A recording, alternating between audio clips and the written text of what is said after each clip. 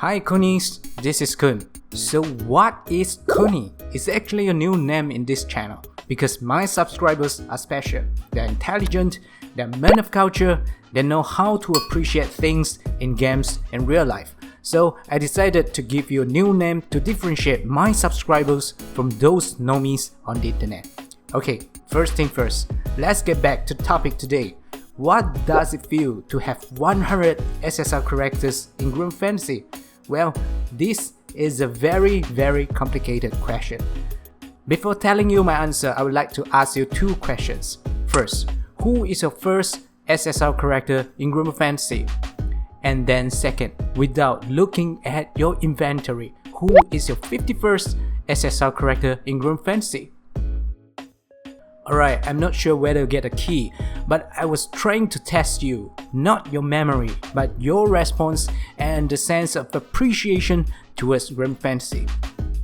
Do you know why you can't remember your 51st SSR character? It's not because you're forgetful. It is just too tiring for you to remember. When the rainbow crystal appears again and again, and when you get used to these exciting moments, you stop to be amazed or to be surprised. To put it simple, SSR character is not special anymore. Actually, I just hit 100 SSR characters in Granblue Fantasy 2 days ago.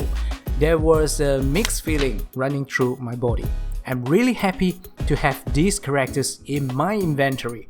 They witness my growth and my journey. But at the same time, I feel sad and confused because many of them are not within the meta. That means there is almost no chance for these characters to play a role in my gameplay, especially when you want everything to be fast and effective. Kokoro apparently is the latest victim of my collection. Alright, why don't we do this? Can you please share me your personal story in Granblue Fantasy? Tell us your sweet memory, who is your first SSR character, and how did you go through your newbie journey with a first wife or husband. I'm sure there are a lot of Koonies who love to hear your story because every story is a reason why we play Granblue Fantasy. Okay, I think I'll do first. My first husband, my very first SSR character is Gawain. Yes, you hear me right. I didn't choose Yoda. My first event was Robomi. You know, robots fight monsters. So I spent my first 1 or 2 months with Gawain, Robomi, and Nicholas. It was a bittersweet memory. No matter I was fighting Tiamat, Leviathan, Colossus, or Yggdrasil, I used them to tackle all my problems. The game was so fun to play with. However, I haven't been using these characters for more than 1 year. Yes, more than 1 year, because they are not needed anymore. If I didn't create this video, I don't think there is a chance for them to get into my lineup again. Gawain is possible, because I can still use him for high level contents, but there is no place for Robomi and Nicholas to show off their flashy moves. This is the reality when you're spoiled for choice, when you have 100 SSR characters to choose. Not just Robomi and Nicholas. This actually happens to all other SSR characters like Leafy, Metera, Camelina as well. These characters are all very good, but they have been outshined by Guild War characters and other new characters who are way more powerful and practical to use. In fact, side games did some gimmicks to encourage players to use these forgotten characters. What did they do?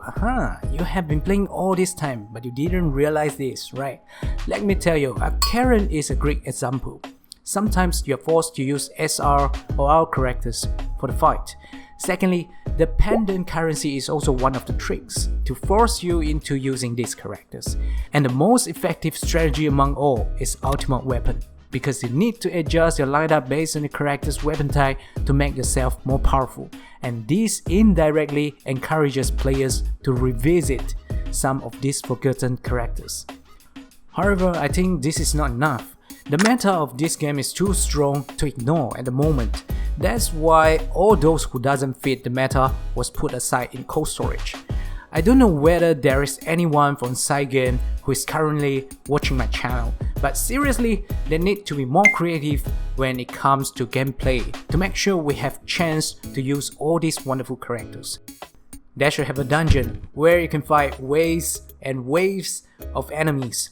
Players can only use healers to keep a particular object alive to conquer the quest, and the results are based on healing power.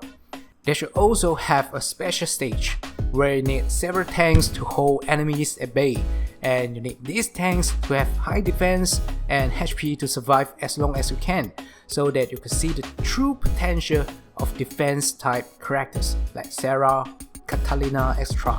This can also highlight the importance of weapon skills like Aegis, which is less useful nowadays compared with stamina. This is how we make a game fun and engaging. Sometimes I can't help but wonder whether side games is running out of ideas. Everything about Granblue Fantasy now is basically damage, and more damage. I didn't really see anything creative in the last 2 years.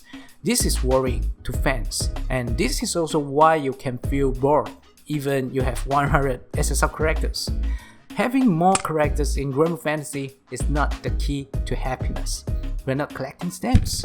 The gameplay mechanism itself needs to be upgraded and improved from time to time to ensure all the players are able to fully enjoy the game. If you haven't subscribed to my channel, please do it now, and don't forget to ring the bell under this video so that you can be notified when I upload a new video. I will talk about other games and do some reviews for PC and mobile games starting this month, and hopefully PS4 games by the second quarter of 2019. So stay tuned. This is Koon. I will see you in the next video. Ciao.